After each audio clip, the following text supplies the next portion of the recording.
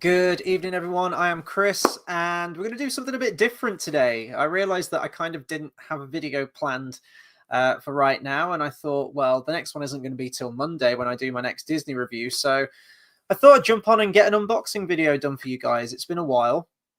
I'm aware that I'm still being very lazy, and I haven't put the Fellowship of the Ring poster back up. So there's this horrible negative space right here, which I will try and fill with the new Lord of the Rings replica that I got. So I've been tracking this one down for a long time, and it was kind of like a chance sale, really, on one of the collectors groups that I'm on. He was selling a number of items in his collection, and he was actually very, very local to me. In fact, he was about 10-minute drive away. And yeah, he was selling this, which is the Elven Knife of Strider. So as I say, I've been looking for this one for a long time. I've kind of got like this weird OCD order of the swords on my wall. So I've got Strider's sword, and then I've left a gap, and then I've got Anduil, King Aragorn's sword. And I'm going to put this one on the wall right in between there. So I'm really happy I managed to find this one. It was a little bit more expensive than I probably wanted to pay for it. He did drop the price, and I did try and haggle a little bit more, but he wasn't biting. So yeah, I went for this, and as I say, he only lived about 10 minutes away. It was a really good sale. He's got loads of cool Lord of the Rings stuff. He showed me some of his collection, like Hot Toys, Star Wars stuff, you name it. Because he lived in New Zealand for a while, and he's obviously got loads of the New Zealand exclusive stuff there. He also has, and he was selling this too. It was a lot more expensive though, and I don't have the cash for that at the moment. He's selling the Gauntlet of Sauron, and it's in this kind of glass cloche kind of thing. Cloche, is that what you call it? The thing that you cover food with? Think Beauty and the Beast. You've got the rose, and you've got that glass dome thing that goes over it. It's that, and it's the Gauntlet of Sauron. And it looks awesome. It's United Cutlery. It's the same make and brand as these. I want to buy it because at some point I want to try and get all of the United Cutlery stuff. But because it's not like a sword, or it's not a knife or an axe or whatever it is, it's not a weapon, I don't want to pull the trigger on that stuff yet. Because if I get that, then that's going to add, like open a whole fresh can of worms. It means I'm going to have to try and get the helmets. It means I'm going to have to try and get the gauntlets and the glove. Like, I can't do that yet. I'm just going to focus on the swords. So yeah, without further ado, let's get into it. So this is a solid wood handle on this one. I'll just show you the cover first before we actually get into the knife properly.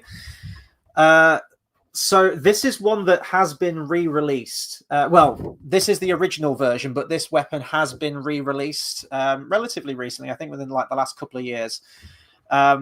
But with a lot of United Cutlery stuff, the newer releases don't really have the same craftsmanship or quality in terms of the materials that are used, and are sometimes quite inferior to the original one. So whenever I'm buying some of these, I always try and track down the originals, and thankfully this is an original. So that's a better look for it there. It actually comes with the sheath, which is very nice, which most United Cutlery weapons don't. Usually you have to go out and buy those separately. And this is just a bit of a description on the item there. I don't know if you guys want to, if I try and get it close to the camera, maybe. There we go. You can take a pause of that and have a look at that. So as you can see, solid wooden handle, solid metal palm, 3 and 16 inch thick tempered stainless steel blade. With the newer release of this sword, this knife, the handle isn't made of wood, it's made of resin. So it's painted to look like wood, but it's not the same. So I'm glad I managed to find this. Let me just get this open a little bit more. We'll have a look at the stand just in a second. Let's just get to the good stuff. Let's go straight in. Set that down there real quick. So yeah, not quite as cumbersome as the Sauron mace that I unboxed last time on the channel. But I mean, this, like any of Aragorn's weapons, right? Whenever I was growing up with these films, me and my mate, we were obsessed with like the swords from stuff and the designs of them and the sheaths. Similar with Star Wars. We'd watch Star Wars and we'd be obsessed with the lightsabers, and we could identify whose lightsaber was which because we just obsessed over it completely. And we always loved Aragorn's sword, Anduril. And I think that was the second item I actually ever got in my collection. And when I opened that box and saw it, I was absolutely overjoyed. But this was actually a close second. Aragorn's knife, that close-up, I've used it as the, if I just bring it up again, that bit where he unsheaths it in the film, we were like, oh, it's so cool. And here it is. So here's the sheath. You've got the metal tip. It's gold. Leather sheath. And then you've got this, which would like clasp onto a belt. A metal there, and are we gonna recreate the moment? We're gonna recreate the moment. Oh, look at that. I love it. So really nice inscription on the side. Actually, someone could probably translate this. I'm not really sure what it says. I'm sure someone can help me out there. Oh, it's so cool. Actually is surprising for a lot of these United Cutlery weapons, is actually incredibly sharp. Most of these blades, I mean, alongside this bit here, it's dulled, but usually the tip is as well. But with this one, it's actually insanely sharp. In fact, if I zoom in, you could, well, I mean, it probably doesn't do it justice, but it's quite a point on it with this one. So I need to be very, very careful. But yeah, it's a chunky old thing. This thing, it's almost like a short sword, isn't it? I guess in many ways. I think it does say how big the blade is, doesn't it? Does it say? No, it doesn't. Surprised about that. Oh, there we go. Well, it says 3/16-inch thick tempered stainless steel blade. Well, that's all it says. But yeah, it's kind of a chunky old thing. You think a knife would be a little bit more, subtler than this, but I mean, it's quite a simple design, and that's not necessarily a bad thing. It's crafted very well. I love the handle, and I don't think the lighting in this room will do it justice, but the actual wooden handle, I can't imagine the newer version of this having quite the same impact being made of resin.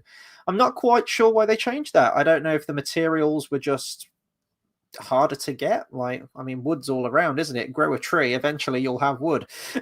But yeah, as I say, since I think United Cutlery were bought out by someone else, and since then, as I mentioned, like the newer version of some of the weapons never quite the same. Usually, like, there's some discrepancies in the detailing or the paintwork or just the materials used. So I'm glad that I managed to find the original version of this with the wooden handle. So yeah, I think that pretty much showcases it off. As is always the case, on one side of the weapon with these United Cutlery things, you get the stamp there, which just says the Lord of the Rings, and then it just gives the United Cutlery number, handcrafted in Taiwan. And yeah, there we go. It does have the very satisfying sound, though, if I do it near the microphone. That sound, the same sound from the movie. Yeah, really, really nice. I'll show you the display plaque now, but I wanted to get the main thing out of the way first. So the plaque's going to be in here. Oh, certificate of authenticity. No creases in it, which is really, really nice. I'll just put that there so you guys can do a pause. There we go. I was actually watching the scene where he's talking to Celeborn. That's the first time you see it, isn't it? Is where they're in Lothlorien and he's walking side by side with Celeborn, and he says that orcs don't usually travel in sunlight or travel this far, but these have done so. And he hands him the knife. You get the close up, and he's like, "You are being tracked." Great scene. But yeah, I always obsessed over that knife. They're bringing some new ones out, actually. I was trying to think, what was the last one that they're bringing out? They mentioned they're working on a new sword. I think I've heard whispers that they're doing the Legolas bow. They've released Legolas's bow from The Hobbit, and it's not United Cutlery. There's a different collector's memorabilia place that have done a bow of Legolas, but you're going to be lucky if you can find that for less than $5,000. They fetch a lot of money. And here we go. Here's the display plaque. So solid wood again, with the really, really nice ornate design on there. I do like that United Cutlery have this kind of uniform design. They'll change the emblem, they'll change the design, but inherently you got one of these. And it's quite a... I'm just comparing it to some of my other ones. This plaque is almost the same size as the one for Anduil, the full sword. So it's quite a chunky plaque for what you get. And I think... Is it the... Yeah, so maybe it's because of that. The sheath is displayed side by side with the knife rather than just being, contained together. But yeah, there we go. Not a blemish at all on this. I think he said he literally bought it and has never displayed it. So it's as good as new, really. As I mentioned, the price for it was a little bit more expensive than I probably were willing to spend on it. But I mean, I did eventually. But because he just lived so close to home, he was a really nice guy, actually. And yeah, I thought, why not go for it? It's been a while since I've even seen one for sale. So that kind of helped me make my decision in buying it.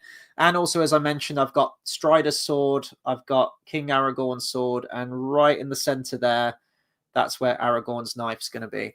The other one that I still need to put up, which, I mean, there's the Hobbit sword, but there is another one underneath it, which is the Dagger of the Witch King. That needs to go on the wall too. So I've got the Ringwraith sword there, and I've got the Witch King's sword there. So in the middle is going to be the Witch King's dagger. And then I think I'm going to do Aragorn's knife. There's only really one other Aragorn item that will kind of complete that little bit of a collection.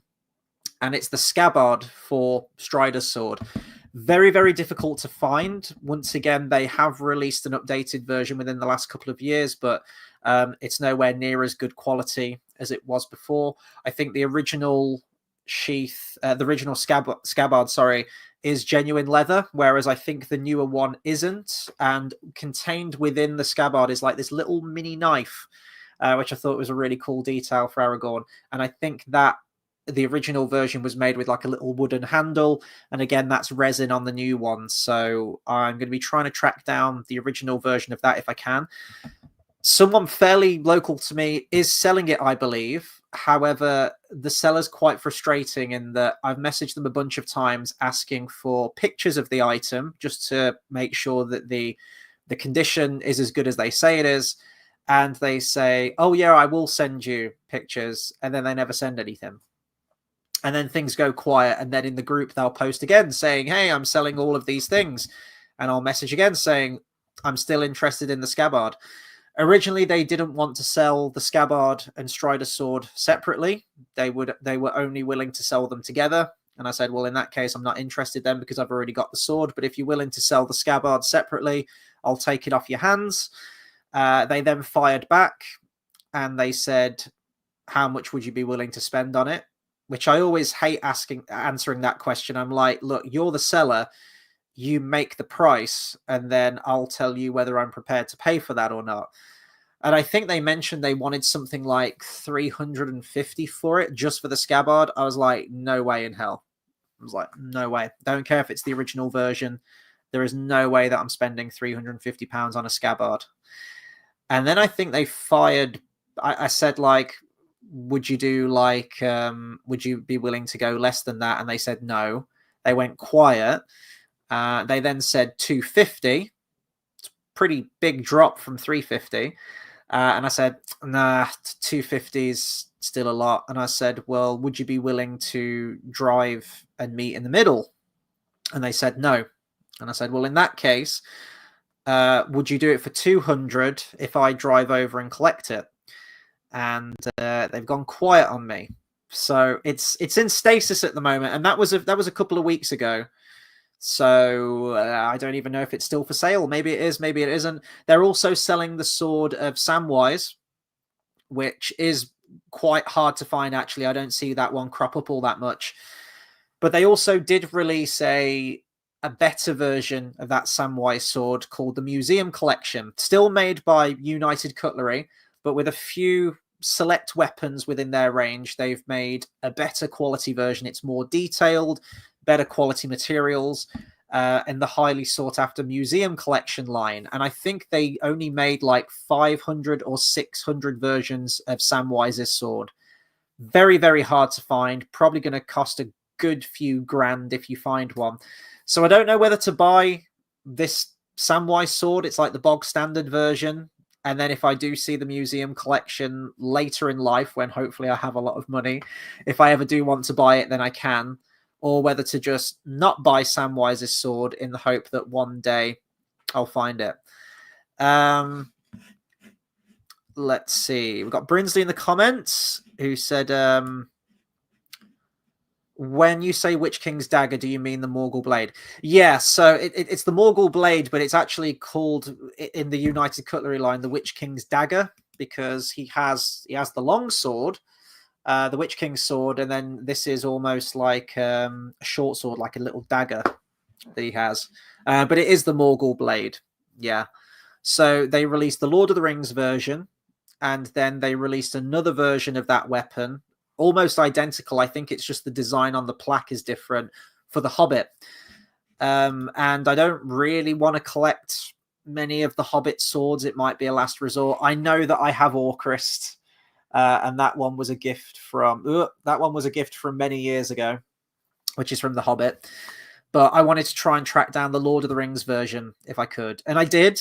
And it's still, to this day, the most expensive United Cutlery item that I own. It's very, very hard to find. Very, very rare.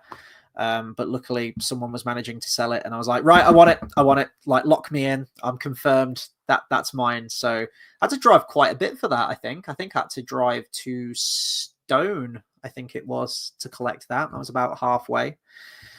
But that's sort of like the gem of my collection at the moment, that one. It was with the original box and certificate and everything. I always want to try and buy them complete. The box, whether the box is in good condition, sort of like this outlay, like it's a bonus if it is, but I'm not too fussed about the condition of the box. If there's some like weathering in the corner or if a little bit of it's ripped, that's fine. It's just as long as the item's good condition, there's no scratches or dents on the item, and the certificate's there and it's not creased, it's not folded, and that the plaque's there and everything's with it. So yeah, I mean, in terms of the next one on my collection, I don't really have one in mind. I'd quite like to get the Scabbard of Strider just to complete the Aragorn stuff. There is Narsil as well that's getting sold, but I don't really want to buy Narsil because I already have Anduil, and it's pretty much exactly the same weapon minus the engravings. So I'm not really fussed about that, to be honest. One that I really want, and I've left a gap for it, is the Walking Axe of Gimli. So for Gimli, there's 3 different axes you can get. There's the Battle Axe, which is the double-bladed one, which I have. There's the Bearded Axe, and then there's the Walking Axe. And that Walking Axe is like absolute gold dust to try and find. I remembered the one that they've released recently. It's Boromir's Knife, or Boromir's Dagger. I can't remember what it's called, but that's the latest one that they've just brought out. And actually, if I did start collecting some of the Boromir stuff, that's quite a nice little collection what they've got, because you can get the Sword of Boromir, you can get the Horn of Gondor, and now you can get the Knife of Boromir. So that would be a nice little trifecta of Boromir stuff to get. I think, though, it's really whichever one I come across first and whichever's a good price. I would quite like to get some of the Rohan swords, maybe for like the War of the Rohirrim that's coming out this December, but I haven't pulled the trigger on any of the Rohirrim stuff yet.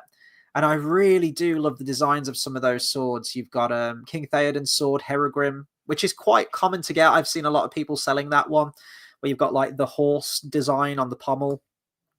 And then you've got Eomer's sword, Eowyn's. I think they even released Theodred's sword as well. But it's exactly the same design as Eowyn's, but it's just a different color. But that could be get. It could be good to get, sorry. Brinsley says, apparently they're doing a massive Warhammer popcorn bucket for War of the Rohirrim. I messaged everything in Middle-earth the other day. It might have been yesterday, actually, when I saw it posted on my Facebook. And yeah, this thing's like, it's in AMC cinemas, so I'm hoping the UK gets one. Even if the film's shit, I just want this because it looks great. It's a 27-inch Warhammer with the handle, and you got like the popcorn bucket at the end. If everyone's buying these on the day, I don't know how people are going to like store these in the cinema seats. You're going to have to sort of like sit with a popcorn bucket and then this huge fucking handle of a Warhammer just like sticking out in front of you. So if anyone like gets up to leave to go to like the restroom or something, you're going to have to like swing this Warhammer to the side so that people can get past. And then the drink equivalent is like a tankard, like a wooden, it won't be wooden, it'll be plastic, but the design is like a wooden tankard. So it'd be like you're going to some kind of Renaissance fair or something, like some medieval festival. But I'm down. If I keep checking on my Odeon app, because you can actually buy the popcorn buckets from the app. At the moment, it's all Gladiator, which they haven't sold out of. So I can only assume that people aren't going to see Gladiator 2, myself included. And then there's the Wicked one, which unsurprisingly was sold out. But I keep checking there every day, just in case they've got the War of the Rohirrim stuff on there. They have tickets are available to go and see it. I do have my ticket booked for it. So it's being released on Friday the 13th. Unlucky for some. Probably unlucky for me, because the film's probably going to be really, really bad. But Friday the 13th of December. I won't be able to get to it then, unfortunately, because I work on a Friday. And then I'm in work early on the Saturday. But I do have my tickets booked for Saturday the 14th. So I've messaged everything in Middle-earth. I was like, clear your calendar, clear your schedule if you're good to see it on that day. So we'll probably have our review out on that Saturday evening, where we'll be talking about it very in-depth. Hopefully I will be talking about it with a 27-inch popcorn bucket Warhammer of Helm Hammerhand himself. But yeah, Brinsley says, like, man, I hope we get it here. Yeah, me too. I don't really buy popcorn buckets. I think the last ones that I got, I was a much naiver man back in 2015, 2016, were for the Star Wars sequels. I thought, oh, it's a new Star Wars movie. You know, I need to buy all the merch. I need to get everything there is, because this is going to be a worldwide phenomenon. You know, in my loft, I've still got action figures from the prequels and, you know, the original trilogy and stuff like that. And I'm like, this is the new one. I need to buy all the popcorn buckets and you name it, get everything. And now I wish I hadn't have bothered, because what's the fucking point? They were really nice popcorn buckets, though, actually. They were kind of embossed with the design. They were actually, like, really well made for what they were. But maybe I'll just turn one into, like, a trash can, like a waste paper basket, and just chuck stuff in there. But to be honest, I don't even want to look at anything that's sequel trilogy related. But yeah, I hope we get like a good design. If we don't get it released in this country, then I guess I'll be trying to buy one off eBay or something and paying out the ass for delivery international for a plastic popcorn bucket. So but the film's probably going to be terrible. It's actually funny how we haven't had a second trailer for that. It really seems like they just don't have any faith in it, and they're just really not pushing the marketing for it. I expect we probably will get one more trailer because it's not out until mid-December. But already it's like, I mean, today's the 23rd of November. We're pretty much at the back end of the month, and we've only had one trailer. I've seen a handful of TV spots on my Facebook, sort of like quick 20-second, 30-second trailers.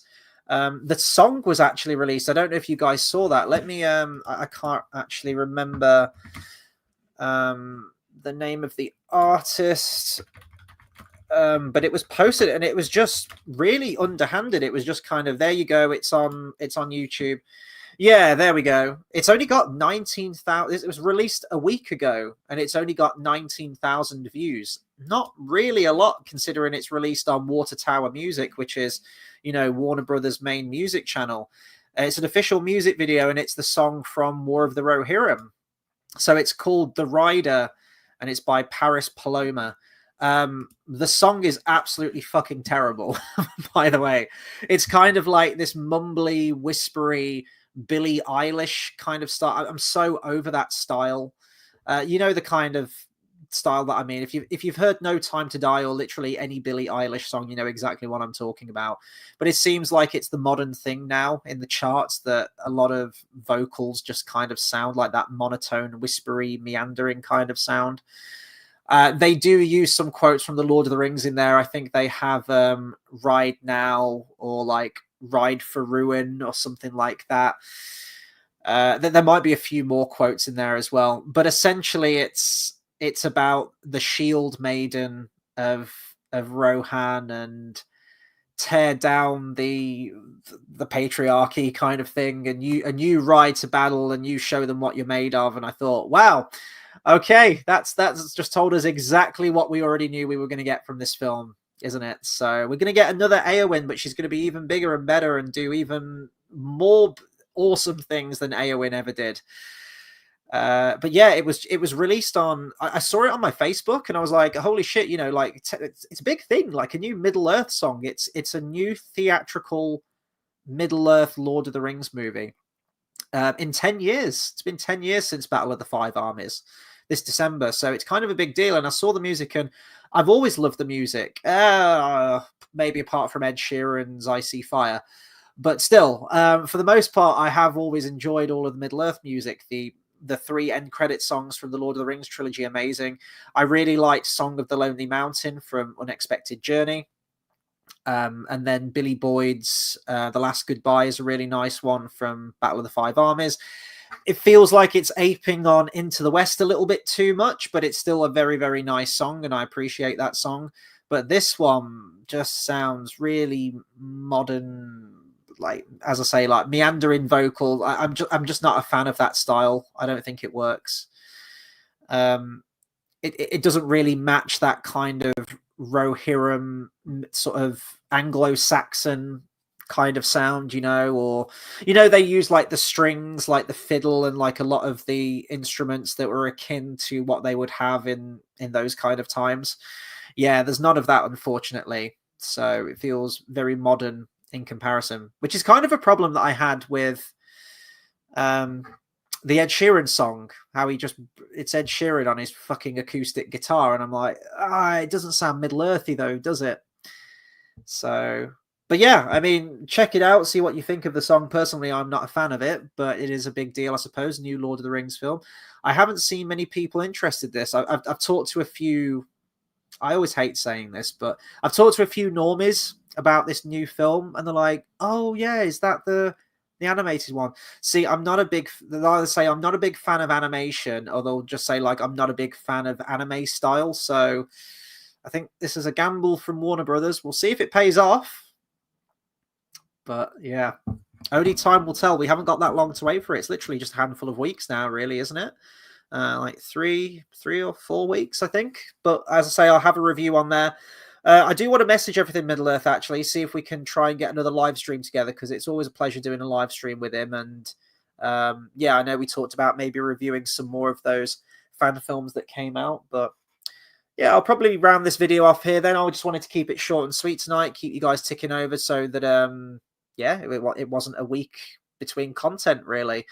TV show wise, I was actually thinking what the next one I could watch is, because recently I've watched The Penguin, and there's a review for that with me and Dale. And then there was Cobra Kai Season 6 Part 2, which I reviewed as well. I thought, well, I don't really have any TV shows to watch now. And then I remembered, I think it's either next week or the week after that. It's the first week of December, so 2 weeks away, I think. We've got another Star Wars series coming out, Skeleton Crew. I completely forgot about that. So it'll be weekly content. It'll be weekly reviews. And I'm going to be reunited with JX Editor for that. So we'll be jumping back into the world of Star Wars. Oh, what a joy for Skeleton Crew.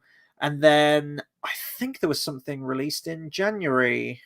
I wanted to talk about a new series, but there's a new Wallace and Gromit movie coming out, which looks great. That's coming out on Christmas Day. It's going to be on TV, and then I think it hits Netflix the first week of January. So I want to talk about that as well. So I guess that's what's coming out over the next few weeks then. If there's anything else, if there's any other videos you guys like to see, then do let me know. Also, some other updates. I'm going to be trying to get a hold of a new webcam. I realized that this webcam that's attached to this computer, I think only outputs in 720p. I don't know if that's a fault of just my camera, if that's what it maxes out at, or if that's what StreamYard has. The paid version of StreamYard that I have, I don't think it lets me stream in 1080p. I could be wrong. I need to look into that. But I think I'm long overdue for an upgrade, so I'm going to try and get a new webcam that's a bit better quality. And also I'm thinking about maybe a new microphone. I don't really know anything about microphones though, so I don't know which ones on the market are kind of affordable but good. I just have a Blue Snowball mic which I've had for about 5 or more years now, I want to say, probably since I got this thing. So if you guys know any microphones that you'd recommend, it'd be nice to have sort of an upgrade to the visual quality and the microphone. And then I've also mentioned, once I've done my updated version of the Hobbit edit, I am thinking about rebranding the channel. JX says, is the Cutlery united? It is. They're all united on my wall. It's really cool to look at, actually. Yeah, I am thinking about rebranding the channel. So once I've done my updated version of the Hobbit, I'm basically just going to restart it from scratch.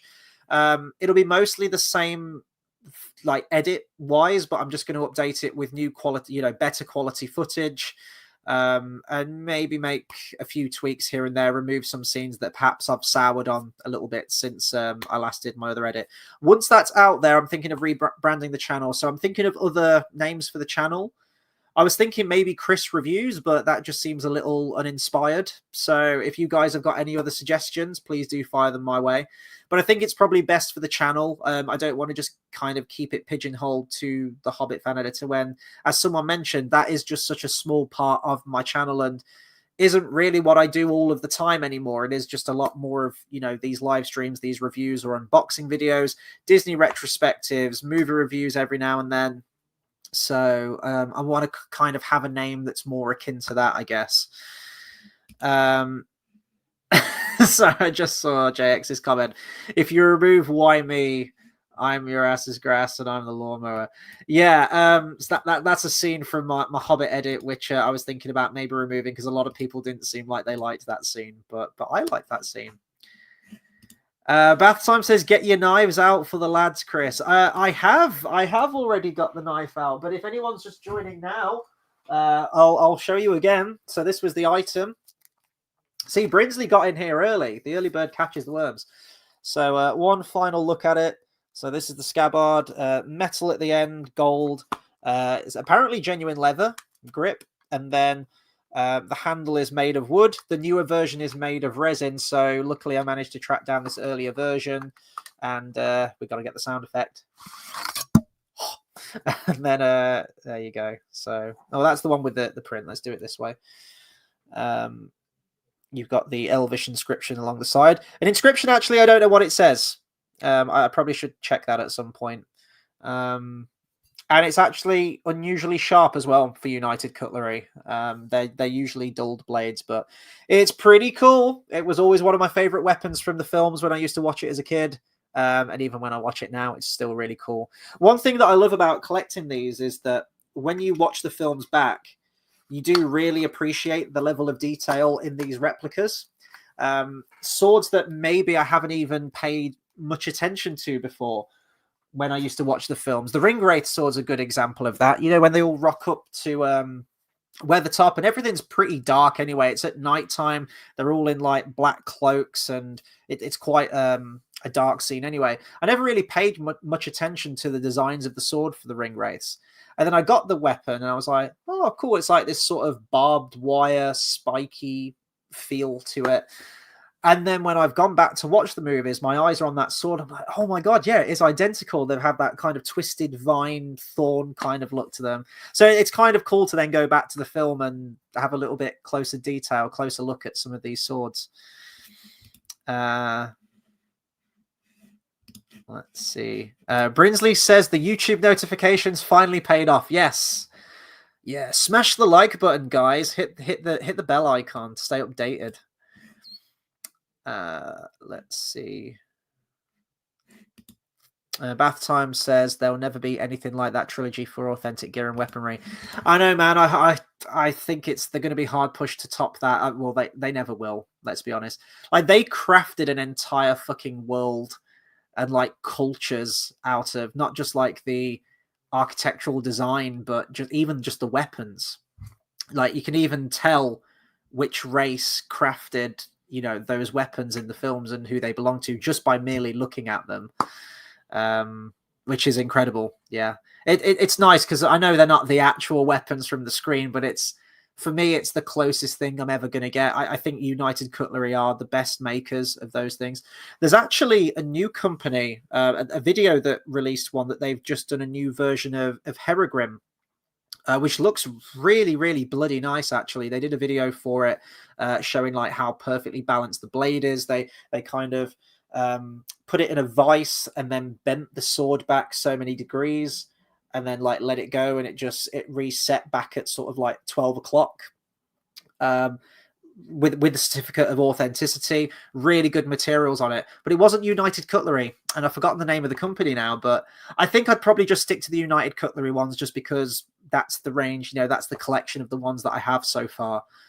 But yeah, it's nice because when you watch the films, I keep saying, like, when I got Anduil, when I got Aragorn's sword, it was the second one I ever got to my collection. The first one that I ever got was Gimli's battle axe, and then years went by where I never got another one. And then I pulled the trigger and got Anduil. Someone was selling it with the sword and the scabbard together. It was a limited edition version of the sword. And when I opened that box and I saw it, now this is a sword that I've always wanted since I saw the films. I obsessed over this. It's still my favorite movie sword ever. I think the design is absolutely gorgeous. Loved Aragorn as a character. I thought he was badass. I thought he was kick-ass. Loved Amon Hen and Helm's Deep. Kind of a teenager watching these films, I was always obsessing over the action scenes. I just thought they were so cool. Me and my mate always used to reenact them, stuff like that. Pick up a stick. There you go, JX. You pick up a stick and you're like, this is a good sword. And then you'd reenact something. When I opened that box and it was there, it's like a sword of a king. I kind of reached out to touch it and then kind of recoiled a little bit, like I'm not worthy to touch this sword. And I was like, oh man, when I picked up that sword, I was like a kid again. It was great. So it's nice to take a little bit of the movie with you. I always ask this question as well. This question is in the description of this video, but what do you guys collect? Do you collect anything? What kind of memorabilia do you get? It doesn't have to be Lord of the Rings related. It can be anything. I was going to show off some of the Funko Pops that I got from Comic-Con as well. I don't know if you guys would be interested in seeing that. I've got 4 just behind there, which I can go and grab. Yeah, if you want me to show them off just before I finish, fuck it. We may as well just do on United Cutlery and Funko Pops. Why not? Just let me know if you want to see them. If not, I can just end the video now. That's fine. Brinsley says, we do need channel name ideas. I agree. Maybe I'll do like a community post on my YouTube. I'm always terrible with names. I really, really am. I always struggle to name things. And I know a lot of the videos that come out now, and I think, let's see, I can't remember. Someone suggested just calling it Chris Reviews. Which is the name of, like, in the top of all of my videos, whether it's a film review or a TV show, it is always Chris Reviews and then whatever the thing is. So I guess that would be an all-encompassing name because I'm technically unboxing and reviewing this, right? So it's a name that can be applied to a lot of things, but I don't know. Is Chris Reviews just a really fucking boring name for a channel? I feel like it is. But I can't think of anything more inspired than that. So, if you guys can think of anything better, or if you've got any other suggestions to throw out, I'd love to hear them and we can go from there. I say I won't be rebranding the channel just yet. I want to get that updated version of the edit out there first, and then maybe give it like a month or so, and then think about doing it for the new year. But that's one of my goals that I want to do for the new year on the channel. I want better quality video. I want better quality audio. And a bit of a rebrand, and we can go from there. And then I'll come up with some of the video ideas too. Bath Time says, I dread the day we get the announcement for the remake. Well, to be honest, I think in terms of movies and TV shows, the Lord of the Rings name is already kind of tarnished. Not that original trilogy, you know, that will never be tarnished, but you could argue maybe even the Hobbit films dampened that a little bit. It was the same crew coming back. I know the constraints were the time constraints were completely different from the Lord of the Rings, but maybe that same inspiration, that same heart, that same passion and need to tell that story wasn't there, and the Hobbit films did kind of tank a little bit. And then you've got the Rings of Power TV show, which me and Everything in Middle Earth have said a lot about that show, and we will say even more when season 3 comes out. And then you've got the War of the Rohirrim coming out, which I want to keep an open mind with, but I think it's pretty evident what we're going to get from the trailer and from what they've said about it. So I'm not holding out much hope for that. And then we've got the Hunt for Gollum. We're going to have this sort of MCU Star Wars spin-off kind of mentality to Lord of the Rings, which I don't know how I feel about. Because on the one hand, I'm like, yeah, let's go for it. Let's tell some of these stories from the appendices, or, you know, God forbid someone gets their mitts on the Silmarillion. I'm like, I want to see these stories told. But I want to see these stories told well, with the same passion and vision and studio that was behind the making of that original Lord of the Rings trilogy. And unfortunately, I don't think we're ever going to get there. I think the days are long gone. But hopefully there'll be a bit of a pendulum swing. I think people are kind of clocking on to what studios have been doing recently. Let's see. Brizzly says, show them, Chris. Bathsheim says, Chris reviews is fine, I think. Says what it does on the tin. Yeah, I agree. That's kind of my mentality with it as well. Let me go and grab the Funko Pops then. Sit tight. I'm going to keep the audio going. I just need to grab these real quick. Where did I put... Oh, there they are. They're right beside me. Okay, hang on. Okay, we're back in the room. So I got these when I went to Comic-Con. I bought t-shirts as well, so I don't always keep wearing the same Lord of the Rings shirts on stream. I realized the irony of that, because this is one of the Lord of the Rings shirts that I always wear on a stream, but I do have more. So I got a Lord of the Rings of the Two Towers one. And then I think it's in the bag. I got just like a bog standard one that just says the Lord of the Rings on it. Is that in here? Yeah, it's here.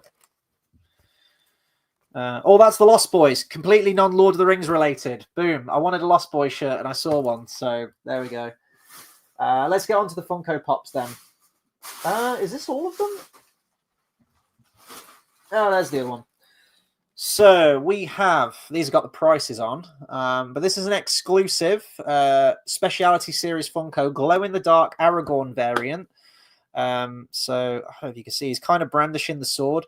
They've honestly released about 4 different versions of Aragorn, and this is something that just really annoys me with the Funko Pop line, at least for the Lord of the Rings, is that there's so many characters that they haven't done.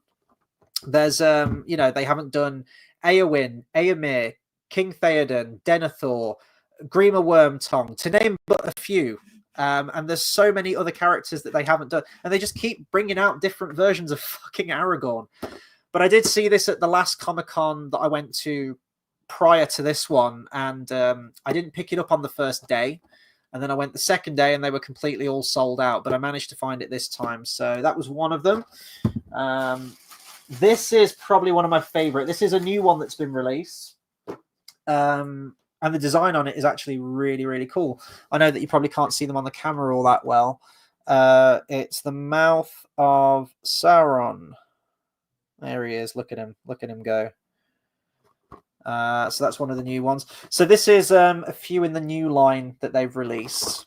They've released a new version of Legolas, and he's holding his bow slightly differently. The one I've got is holding his bow down, and this one he's got the bow up. Again, I'm like, why do we need another Legolas that's basically exactly the same? Mouth of Sauron's a brand new one. I'm glad they've got him in there.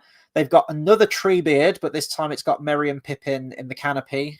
You can get Merry and Pippin separately. You can get Treebeard separately, but this one combines the two. And I think he's holding a rock as well. Then you've got the Cave Troll, which is a brand new one, which, to be fair, is pretty cool. I like that. I like that they've got the Cave Troll. Let's see. Bath Time says, do you take them out of the box or just stack them up? I just stack them up. They're all, if anything, they're stacked too high, but I've kind of ran out of space, which is why these are still in the bag that I got them from back at Comic-Con. Until I can find a place for them, if that ever happens. Let's see. Another fucking Frodo variant. My God. This, again, I saw this last time I went. So Frodo with orc helmet. Oh God, you really can't see it very well in this, can you? I think he's got the helmet in his... Yeah, so he's got the orc sword in his right hand, and then he's kind of holding that weird beaked helmet. Which is really funny because the helmet's really fucking tiny, and he's got a huge, big fucking Funko head, so I'm not sure how that helmet works. But I get it. It's Funko. It's all perspective. So yeah, another Frodo one. So how many Frodos do I have now? Let me think about this. So there's bog standard normal Frodo, which I've got down there. I've got Frodo, Wraith Frodo, where he's got like the blue eyes and he's like pale. I've got Frodo holding the One Ring when he's in Mount Doom, and his clothes are all ripped and burned, and he's got all the scratches on his face with the ring. And then there's an invisible Frodo you can get, which is one of the most pointless pops you can get. It is literally just transparent. It's just see-through Frodo, really. They've also done invisible Gollum, and again, I'm just like, what's the point? I might get them at some point just to complete the collection, but really, I'm just thinking, why?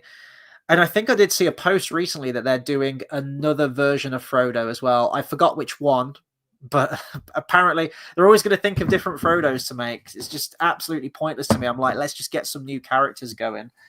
But this is my favorite one. And I didn't even know this was a thing. I saw this on the day. I thought actually this was like a fake one, like a fake custom one. But it's legit. It's part of the line. And it's a meme pop. Again, I didn't even know they did memes. And there's a little label at the bottom that says meme. And it's it's Boromir. And on the back, usually on the back of these, they show you what's in the line. But with this one, they just have the picture. One does not simply. I shared this one on my community page, actually, but I thought that was really, really funny. He is actually sat down in the little chair. And there's a little... let's see if I can tilt it to the side. There you go. You can see it. Little chair Funko. And he's just got the... Love that. So that was probably my favorite purchase of the day. Well... Second favorite purchase. I think my favorite purchase was getting a photo with Liv Tyler, which made me a very giddy, happy man for a good few weeks after. I think I've calmed myself down now a little bit. I've kind of, smacked back down to reality. But yeah, that was a good moment in my life. Oh, but yeah. Let's see. Let me get to some of you guys' comments real quick. Brinsley says, that's why I'm not really into collecting right now. Lack of space. Yeah, I feel it completely. Once that poster's on the wall, like that's it. I keep buying these swords, and granted, I could put my Dagger of the Witch King and this Elven Knife of Aragorn there, but that's it. I'm like fresh out of space. That's why I haven't put Orcrist up on the wall. That's why I haven't put the Mace of Sauron up on the wall in the big cardboard box that's always there in the background. I've got no space. I buy them because I either find them for a good deal or it's just like, oh, I need that for my collection. But yeah, it's shit. I want to display all these things, so I do want to actually try and have a bit of a sort out. One thing I wanted to try and get into collecting as well was was just like the Lord of the Rings books, all the different versions you can get. You can get like the deluxe paperback, the deluxe hardback, the anniversary edition of this, the illustrated version of this, the illustrated anniversary edition of this. And I had to kind of stop myself. I was watching a bunch of videos on YouTube. It was, in a weird way, it actually kind of relaxed me, just seeing other people's like amazing Lord of the Rings collections, especially the book collections. And they were doing unboxing videos and talking you through their shelf. And I kept thinking like, oh man, that would look so cool. Like a whole thing dedicated to Tolkien. But then I had to get practical. And I thought, I barely get enough free time as it is to read at the moment. It's one thing that I would love to try and catch up on more, is to actually be able to read. I used to love nothing more than reading a couple of chapters a night of a book and just tearing into it. Now, unfortunately, I don't really get the luxury. My free time is very limited, and the free time that I do have, it's usually on guitar practice, which is exactly what I'll be doing after I finish this stream, or piano practice. That's kind of my priority now in life. So, and then I thought, well, how many hundreds and hundreds of pounds, thousands of pounds would I spend on all of these books to own about 10 copies of the Silmarillion, which inherently is just the same book? I'm buying the same book 10 times to not read, to just have on a shelf. And when you break it down into sort of practicality and realism like that, it kind of takes the shine away from buying a huge collection of books. So I think my collection of stuff is just going to be the weapons and probably the Funko Pops at this point. If anything else does come along, then I'll buy it. I actually haven't been clocking the miles on my virtual challenges. You know, the Lord of the Rings medals that I get. I need to actually update a whole bunch of miles that I'm backdating on with that. But I'm on challenge 4 at the moment. It is the longest challenge out of all of them, I think. I think it's a little bit longer than challenge 2 even. So it's going to take me a while to do it. But what I have ordered for hopefully one day when I get all of these medals is they've just released a sort of like hanger, a wooden carved Lord of the Rings virtual challenges made by the company Conqueror, so that you can drape all of your medals over. So that would be cool. I don't know where I'd put it. Again, I don't know where I'd put it. I'm out of space completely. Help me out, guys. But I think it might be cool to, like, I don't know, having the background somewhere. I was thinking maybe above that sword, but then I don't know if the medals dangling down might, you know, get in the way of the sword or damage it. I'm figuring it out, but I do want to get this wooden plaque up there and then drape all the medals over it. I think that could look really cool. But yeah, it's my penance for liking Lord of the Rings too much. I would quite like to get the Lego sets as well. You know, the newer Lego sets they've brought out. They've released that huge Rivendell that looks incredible, and Barad-dûr as well. I never had any Lego. Growing up, I never had Lego, so that would be my first proper Lego set that I ever owned. And it would be an amazing set, and it would be fun to build, and it would take a while. But have you seen the price of Lego? I think that Lego Rivendell is something like £450. I ain't spending that much on Lego. It can look as good as it wants to be. And again, where would I put this? This thing takes up like the size of a fucking table. So maybe not the best idea. Maybe at some point. But Brinsley says, I mainly have movies, books, and a few comics. Oh, that's cool. Which comics do you read? That's really cool. Brinsley says, I may get some movie art or posters. That's sweet. What poster would you get? What movie poster would you get? Bath Time says, what goes on at Comic-Cons? It's a whole bunch of stuff, really. I think when I go, I don't really do a whole lot there. I feel like I could probably get more out. Some people take it really seriously. You know, you got people who go like cosplayed, or maybe they do cosplay for a living and they go to kind of network and things like that. Inherently, I usually go to a Comic-Con if there's a guest there I want to meet and get an autograph from. I was quite big into autograph collecting around sort of like 2016 to 2018. Since then, I've backed it off a little bit, and now I'm just really focusing on my Lord of the Rings stuff or my Star Wars stuff. I feel like I've made peace that I've probably got everyone on Star Wars that I can at this point. I'm not holding my breath that I'll ever get Harrison Ford, and that's fine. You know, I'm not going to get Frank Oz. That's fine. So I've got quite a lot of signatures on that one. And the Lord of the Rings, I've made a decision, which I probably should have made earlier, actually, but it's fine. I can start it now. No worries. It'll work itself out.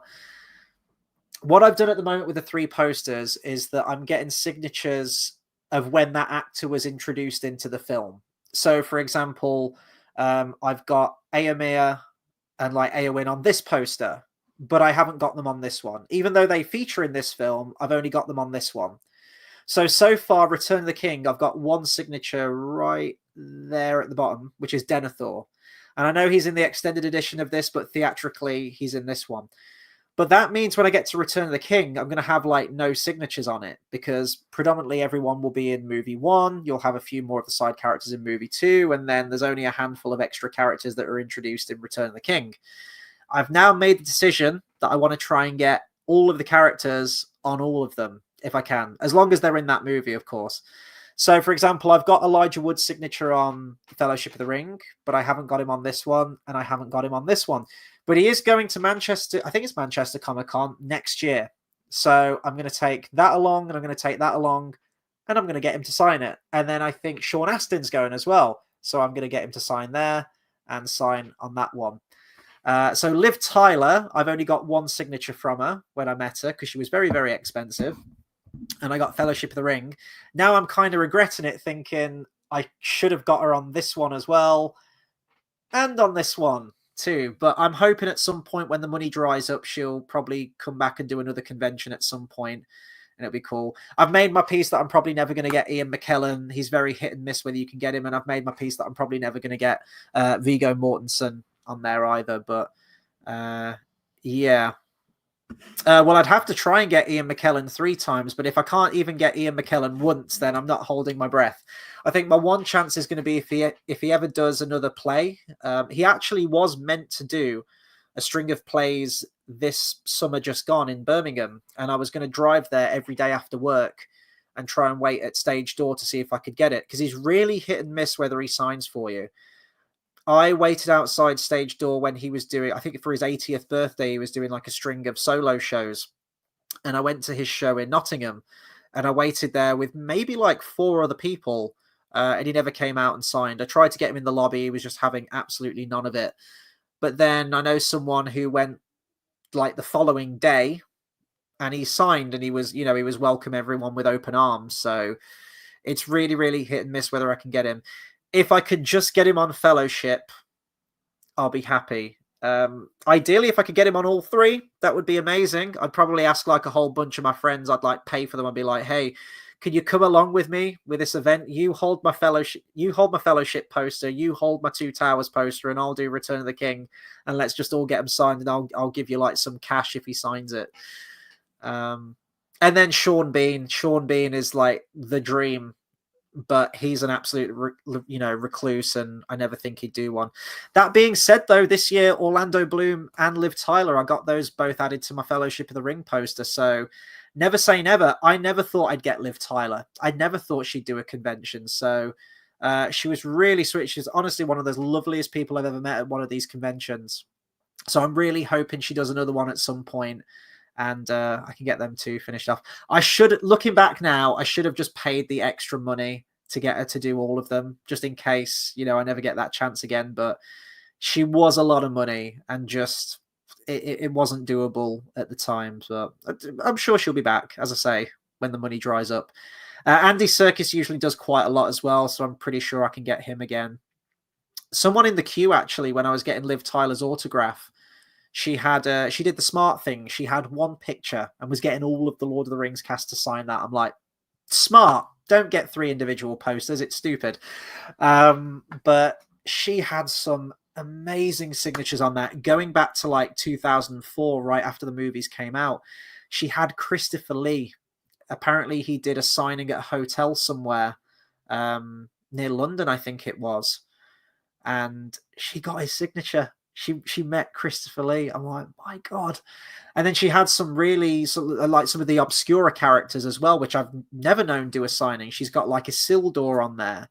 She's got Rosie Cotton and, a bunch of the orcs. Really, really odd mark characters that I never thought you'd be able to get. And she got them. It was an absolute treasure, like looking at that and just all the signatures she got on there. So, yeah.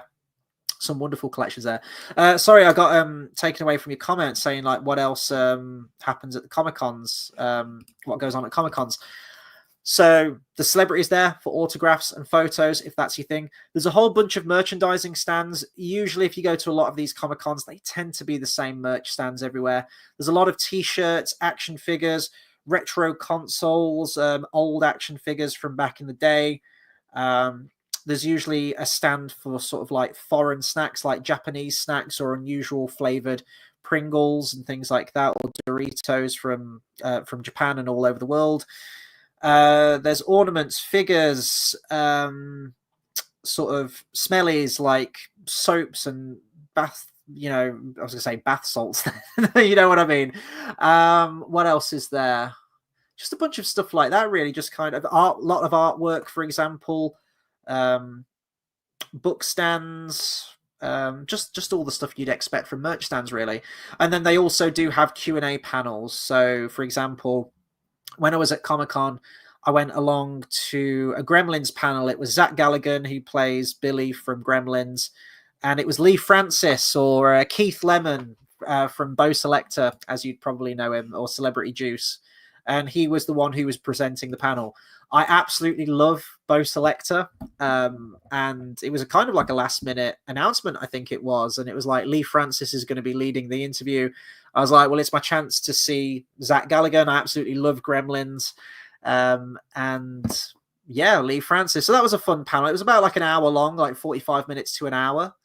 And you just sit down in these really comfy seats, actually. It's almost like a lecture hall. And they're just on stage at the front. So I didn't go to the Lord of the Rings one this year, though. I would have done if Liv Tyler was going to it, but she never went to it. So the only two other Lord of the Rings guests that were leading the chat were Miranda Otto and, oh God, what's his name? Craig. Oh God, I've forgotten his name. The guy who plays Haldir. Can't believe I forgot his name. Craig Parker. Craig Parker, that's it. So he was there too. He's like absolute salt of the earth. Both of them are actually. Both of them are really nice. But I have seen a talk with them before. I think Dominic Monaghan was with them there. So it was quite late on in the day, and it was in Liverpool, and I needed to drive back. So I left early before watching that talk. Bath Time says, I just write Ian a letter. I imagine he'd respond to you if you were polite. Maybe not. But I've got to say, the thing is, like, the more signatures you get on these posters, the more precious they are. And I wouldn't want to send one of them in the post just in case. And also, you never guarantee that it's going to be his signature. Sometimes these autograph companies arrange for private signings with celebrities, and you mail in your items that you want signed. They'll sign them and they'll send it back. But you never know if it's going to be genuine. Apparently last year, it was either last year or the year before that, Ian McKellen was meant to be doing one. And a lot of people on the groups that I knew sent their items in, and it turned out it was a fake. It was a forgery.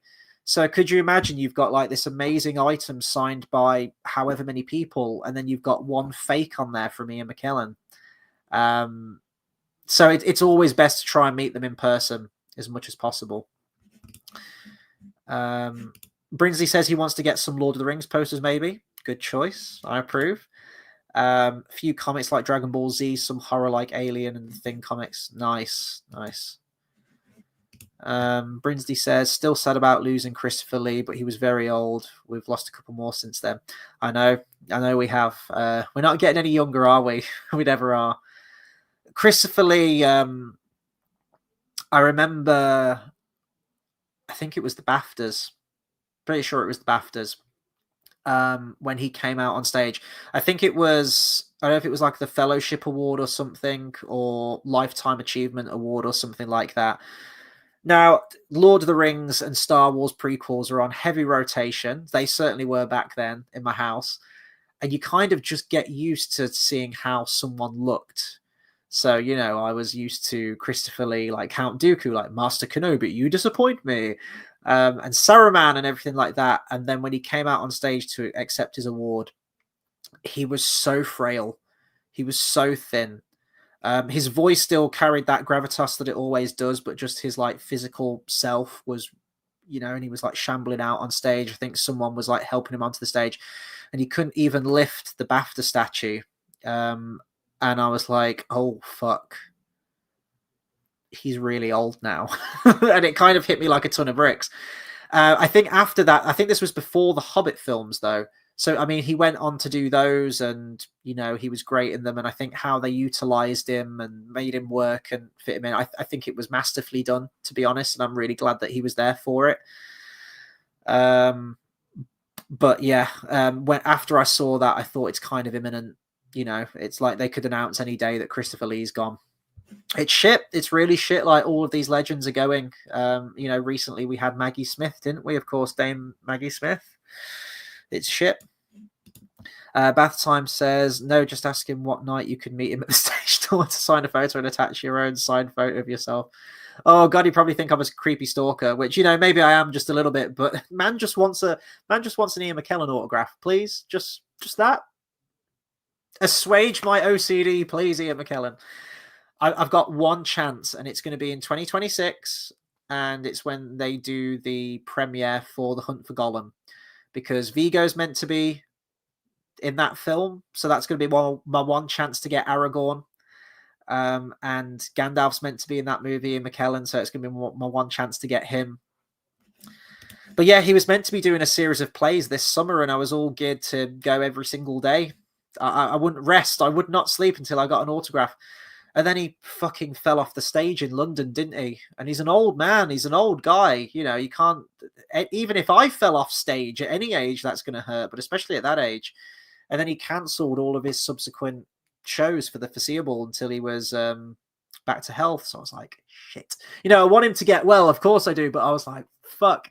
You know, I was going to try and go for those Birmingham shows. Brinsley says, Craig David. Come here, Kez, you bastard. And Bath Time says they did a world-class job in The Hobbit of helping him portray a strong and vibrant Saruman. Yeah, too right. The way they fit him into the White Council, and he shot all of his scenes completely separate. As I say, it was masterfully done. And, you know, you say what you want. Maybe the White Council stuff does detract from the Hobbit story and tonally doesn't particularly fit. But if they are putting it in there, I'm just so glad they got him in there to play Saruman again. And for better or worse, we're going to get more Saruman in the War of the Rohirrim movie. They're using his voice through AI, which don't know how I feel about that. I mean, I'm still glad that it's Christopher Lee's voice they're emulating, but it's not him. So I don't want it to sound like Vader's voice from Kenobi, where it's quite clearly put through. It hasn't got the same inflection or human quality to it. It's just a computer speaking like Vader. So I think you're going to lose a lot from that performance. But who knows? Maybe they're going to work some technical wizardry to still get him in there. I'm probably going to round off now then, guys, because, wow, 1 hour and 10 minutes. I was only expecting to be on this thing for like 20 minutes or half hour, but I've got a few other things to do tonight. Bath Time just really quickly says they're cloning his voice for the anime. I'm already very iffy on that as a concept without them using AI. And here's the thing, like, there's, what's the name of the voice actor that plays Count Dooku, who does like Christopher Lee in the Clone Wars series? I think he also did the voice of Hugo Strange in Batman Arkham City. I forgot the name of the guy. But he does a really good Christopher Lee style voice. Obviously, he's not Christopher Lee. No one ever will be. Not even an AI computer. But just get someone like that to do a likeness to the voice. And also, I mean, this film ain't going to be canon to me anyway. What I will do is, when I watch it, because based on the trailer, it looks like they're going to do the Helm Hammerhand story, but then it looks like they're just going to completely Shanghai it, and it's going to be about his daughter going on this Naishka, Princess Mononoke, you know, kind of quest, which is not what it's at all meant to be based on. So what I'm thinking of is, I think, you know, it's going to be, I think the film's 2 hours, 10 minutes. I think they have actually released the runtime for it now. I reckon about 15 to 20 minutes of that is going to be the adaptation of Helm Hammerhand's story. And then the rest is just going to be all of this extra shit that's just packed in there, like the Hobbit films. I'm thinking of maybe doing a fan edit. When it comes out, I'll cut it down to what it is in the appendices, and I guarantee I'm going to have like a 15 to 20 minute episode of like a short little film that actually does accurately tell the story. I think it's going to be like The Killing Joke. Did anyone see that? The DC animated film from a good few years ago now. They adapted the Killing Joke, the classic Joker graphic novel that's always lauded as one of the best Batman comics there is.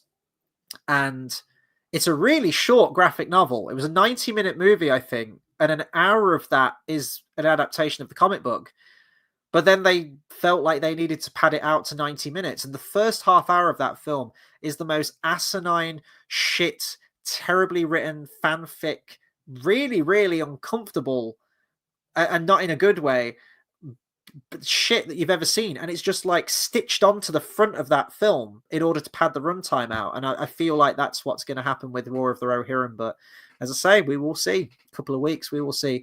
If a new trailer does come out before it, then me and Everything in Middle-earth, of course, will jump on for that and give our honest opinion and deconstruction of it.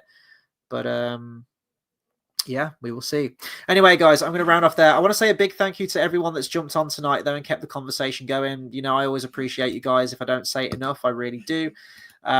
It's nice not just talking to a camera. It's nice to actually feels like you guys are in the room. You know, like we're shooting the shit and having a conversation. So I always appreciate that. Please do consider subscribing to the channel. Subscribers are going up, which is really nice. That's what I like to see. So thank you to everyone that has clicked that button. And hopefully we get more people into the next year as well. I do want to see the channel grow. I've got a lot of new video ideas, new retrospectives I want to do, and of course more collaborations too, which will be great. But yeah, we'll round it off there then, guys. Thank you. Have a very good rest of your night. Enjoy your weekend, and I will catch you guys on Monday for the next Disney review, which is going to be Zootopia. So I'll see you guys then. Take care.